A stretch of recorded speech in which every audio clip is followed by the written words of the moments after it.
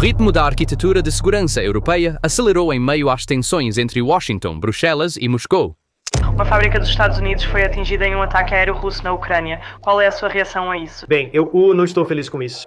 Existem dois casos concretos que aumentaram as apostas. Em 20 de agosto, um drone russo explodiu em território da OTAN, na vila polonesa de Ossini.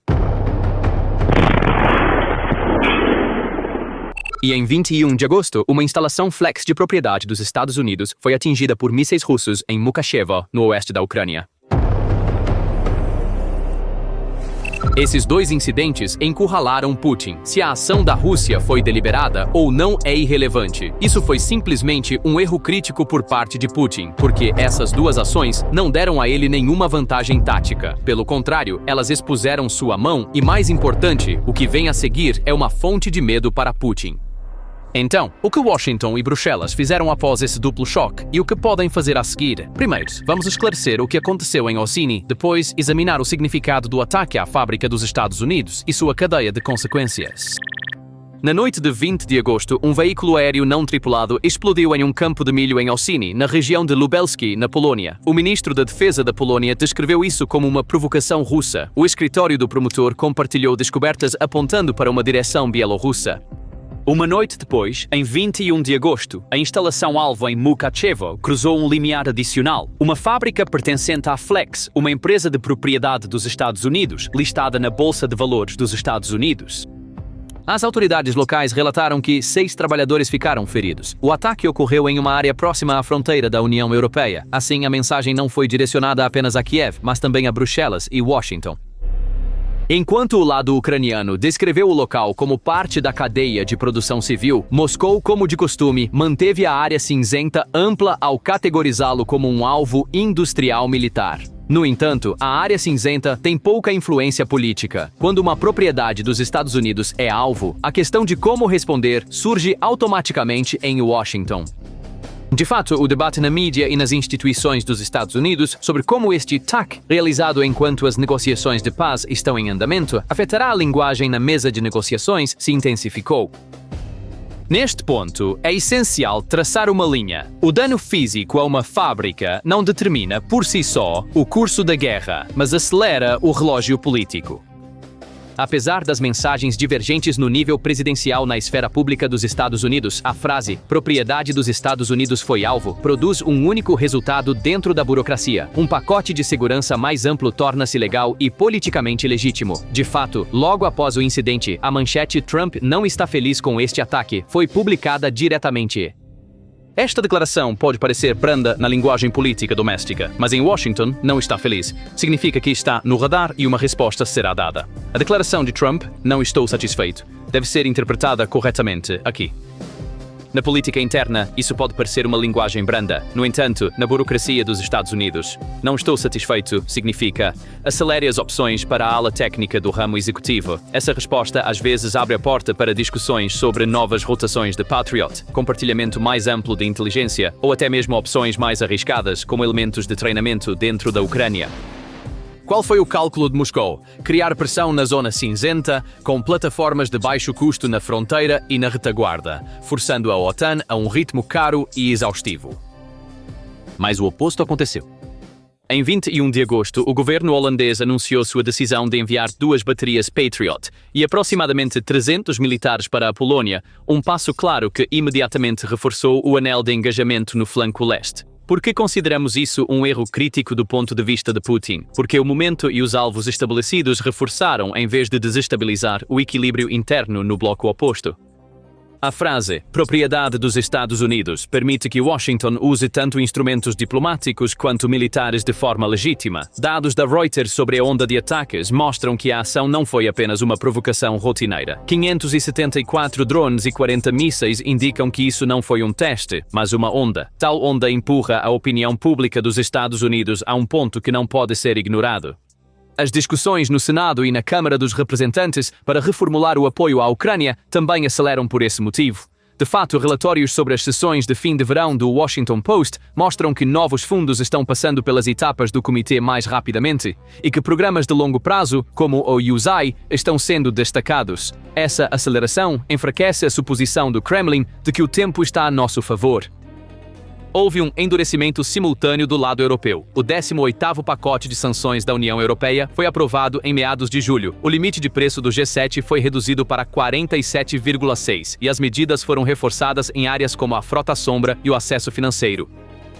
Como parte da mesma linha, a União Europeia e o Reino Unido introduziram uma nova onda de sanções que visam diretamente a frota de petroleiros clandestinos da Rússia. Esses dois movimentos são projetados para estreitar os canais de receita da Rússia e sufocar sua economia de guerra. Essa pressão sobre as receitas de energia, combinada com os ataques na retaguarda da Ucrânia, tem produzido choques de combustível e interrupções logísticas no mercado interno.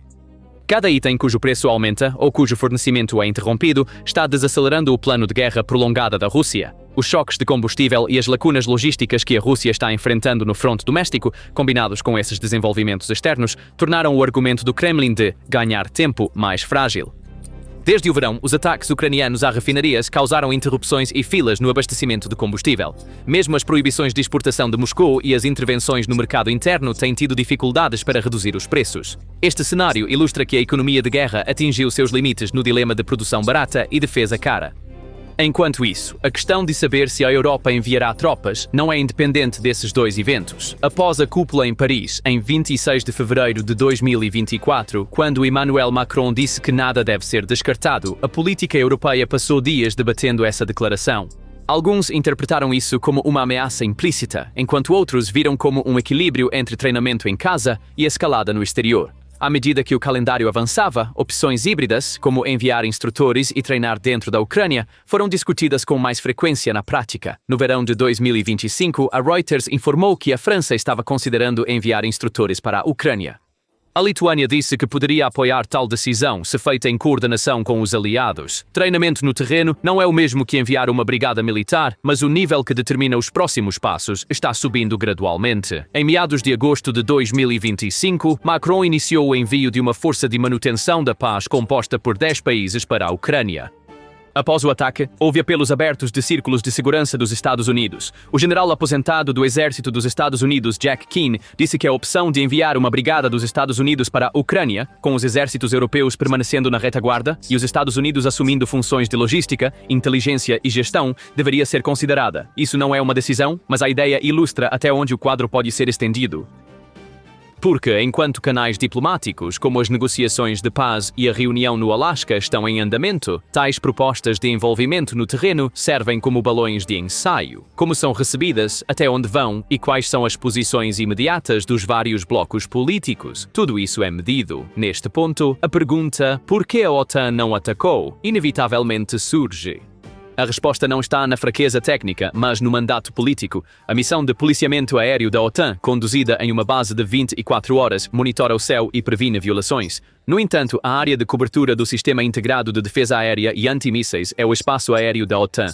Não há zona de exclusão aérea sobre a Ucrânia, e esta é uma decisão deliberada tomada para manter a escalada sob controle. Na noite de Ozin, enquanto a Polónia afirmou que não houve violação do espaço aéreo, jatos de reação rápida já estavam no ar. Os engajamentos foram mantidos dentro da zona de autoridade legal. O escudo funcionou dentro da zona de autoridade. Esta frase é o equivalente técnico da estratégia de desescalonamento. A questão não é apenas uma questão de onde. A questão de a que velocidade é igualmente decisiva. Falando em velocidade, as contramedidas não foram atrasadas. Os Países Baixos anunciaram que iriam enviar 2 baterias Patriot e aproximadamente 300 militares para a Polónia por um período especificado. Este envio é uma decisão concreta para fortalecer o anel de engajamento na frente oriental. Um anel queimado em um campo elevou o ritmo de uma arquitetura de defesa aérea de bilhões de dólares. É precisamente isso que queremos dizer quando falamos sobre a equação de plataforma barata e ritmo caro. Sistemas de camada média superior, como o Patriot, funcionam não apenas com alcances de mísseis, mas também com ecos na memória política. A dissuasão é uma questão de ritmo antes do concreto e aço. O impacto a longo prazo do ataque a Mukachevo é a legitimação legal de pacotes de segurança que protegerão os investimentos de retaguarda das empresas ocidentais na Ucrânia. Assim, o trio de massa de defesa aérea, comunicação de compartilhamento de informações e proteção da logística de energia acelera. A proteção dos desdobramentos dos F-16, parte deste trio, a abordagem de base móvel e o trabalho mais intensivo em redes de drones de radar míssil são consequências naturais. O campo já está pressionando por isso. Ossini e Mukachevo tornaram-se os aceleradores políticos. Do lado dos Estados Unidos, busca-se um meio-termo entre este papel militar mínimo e a máxima dissuasão. Ativos de defesa aérea, rotações adicionais de Patriot, NASAMS, compartilhamento inteligente expandido, suporte de guerra eletrônica, corredores de munições inteligentes, estes são multiplicadores de força que podem ser implantados sem enviar uma brigada dos Estados Unidos para o campo. No entanto, apelos públicos de figuras como Keane mostram que há uma corrente de pensamento nos Estados Unidos que diz que, se as linhas vermelhas são tão claras, então uma presença mínima no terreno deve ser considerada. A força dessa corrente será determinada por se movimentos semelhantes serão repetidos nas próximas semanas. Vamos à questão, por que agora? A resposta mais simples, enquanto Moscou fala sobre paz, joga suas cartas perto do peito no terreno, mas não abandona pressões de baixo custo que compram tempo. Na frente da OTAN, as cartas estão completamente invertidas. Nenhuma escalada no exterior, consolidação em casa. Quando essas duas linhas colidem, o que é testado é a velocidade da cadeia de decisão do sensor. Em Ossini, a cadeia de resposta à decisão de detecção permaneceu dentro das fronteiras. Isso foi correto. Em Mukachevo, no entanto, a frase propriedade do ZEUA acelerou a cadeia. Esses dois eventos, que ocorreram na mesma semana, foram suficientes para aumentar o ritmo de tomada de decisão da aliança. Então, o que a OTAN fez concretamente e o que fará? O primeiro passo é reforçar o escudo dentro da Polônia. Isso significa aumentar a frequência das missões de policiamento aéreo, patrulhas de AWACS, rotações de sistemas de médio porte como IRIS-T NASAMS e a densidade das redes de sensores dentro da fronteira. Alguns dirão, você continua dizendo a mesma coisa após cada incidente. Isso é correto, porque este é o protocolo certo. O escudo é fortalecido no território da OTAN. Medidas como zonas de exclusão aérea ou contra-ataques automáticos são mantidas fora da discussão. O objetivo estratégico não é escalar, mas tornar a dissuasão visível e contínua o suficiente para ser eficaz. Desviar-se dessa linha jogaria a favor da estratégia do agressor, atraindo a aliança para uma guerra cara com plataformas baratas. Em vez disso, a aliança optou por neutralizar a pressão barata com plataformas caras. Neste contexto, os países europeus também aceleraram seus cronogramas internos. As discussões sobre o envio de instrutores ao campo são um reflexo disso. A declaração da França de que pode enviar treinadores, a ênfase da Lituânia em sim, se com aliados, e a abertura dos Estados Bálticos para opções de treinamento dentro da Ucrânia não são o tipo de concessões ocidentais que Moscou esperava. Mas são soluções provisórias que endurecem a linguagem na mesa e atendem à necessidade de um ritmo mais rápido no terreno. Treinamento no campo não significa enviar tropas, mas é uma ruptura importante na psicologia política. A magnitude dessa ruptura será determinada pelos incidentes do tipo Ossini-Mukachevo, que se repetirão nas próximas semanas. O segundo anel na dimensão dos Estados Unidos, intensificação da defesa aérea e do quadro aéreo. Rotações de Patriot, fornecimento de MRAM, apoio de guerra eletrônica, compartilhamento de dados de sensores e integração da cadeia de destruição ar-terra. Essas manchetes irão reverter a estratégia de Moscou de forçar a questão a um alto custo, mesmo que uma brigada não seja enviada para o campo. Porque não é o disparo do caro Patriot que dissuade, mas sim a sua mera presença ali. A dissuasão não é concreta, é o ritmo. Quando o ritmo aumenta, o valor estratégico de plataformas baratas diminui. É precisamente por isso que Mukachevo não é apenas uma fábrica, é um ponto que aumenta o ritmo. Vamos voltar ao arquivo polonês e responder à pergunta: por que isso está sendo tão discutido? Porque mostra que o risco de transbordamento não é mais abstrato, mas concreto. Um objeto explodindo em solo da OTAN, seja um pequeno drone ou munição fragmentada, acelera os procedimentos internos da aliança. A resposta da aliança foi deslocar o debate de volta para o protocolo militar. O escudo está funcionando dentro de sua área de autoridade. O ritmo está aumentando com as rotações aliadas.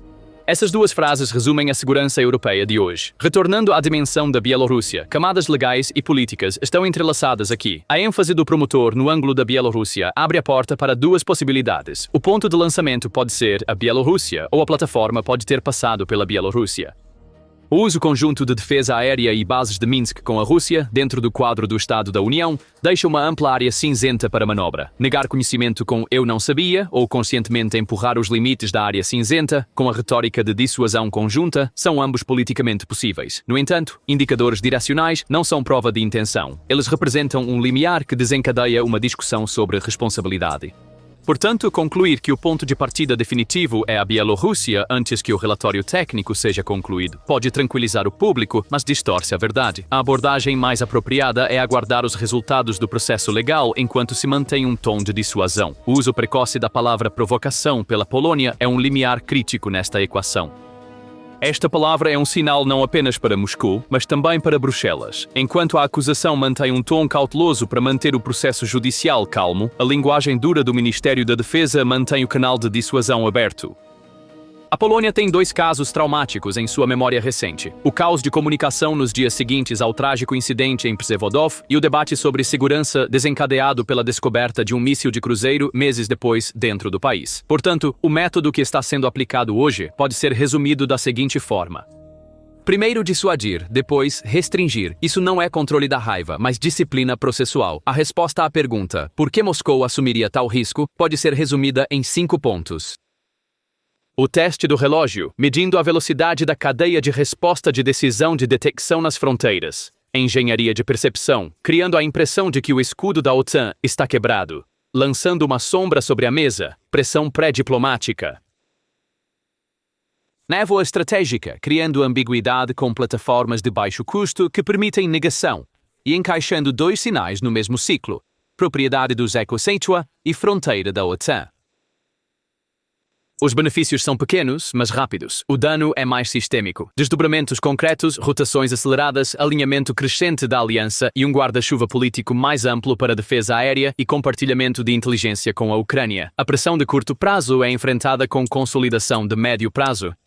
Esse equilíbrio poderia, de uma forma que Moscou não esperava, refletir o ritmo custoso de volta para o agressor. Então, qual é o significado operacional desses 2 eventos para a Ucrânia? A proteção da indústria na retaguarda e a aceitação de que as cadeias de suprimento ocidentais se moveram para a linha de frente. Essa aceitação exige não apenas Patriot Nations, mas também produção distribuída, linhas de backup de energia, manutenção móvel, redes de suprimento e capacidades anti-drone e anti-míssil relativamente baratas, mas densamente implantadas. O campo tem ensinado isso há 3 anos. Ossini Mukharzevo apenas traduziu isso em velocidade política. Na defesa aérea, a densidade é tão importante quanto a massa. Nem todo nó precisa de um sensor caro, mas cada nó deve ter uma linha de decisão funcional. Esta linha é a velocidade de decisão. A velocidade de decisão fecha a lacuna entre detecção e interdição. E com esse ritmo aumentado, a pressão no terreno está forçando o alinhamento na mesa. O eixo Washington-Bruxelas já conhece as ferramentas à sua disposição. Reforçar o escudo em casa, rejeitar a escalada no exterior, saturar a Ucrânia com defesa aérea e inteligência, aproximar o treinamento do campo e falar ao público com dados claros. Enquanto essa linguagem permanecer clara, o valor estratégico das plataformas baratas diminuirá. É por isso que o ataque à propriedade dos Estados Unidos na Ucrânia é muito mais do que um míssil atingindo uma fábrica. Putin pode ter tentado algo, mas sua jogada saiu pela culatra. Agora a aliança e os Estados Unidos estão em posição de estabelecer um mecanismo muito mais forte, rápido e legalmente justificado para a Ucrânia. Obrigado por assistir. Obrigado por assistir. Obrigado por assistir.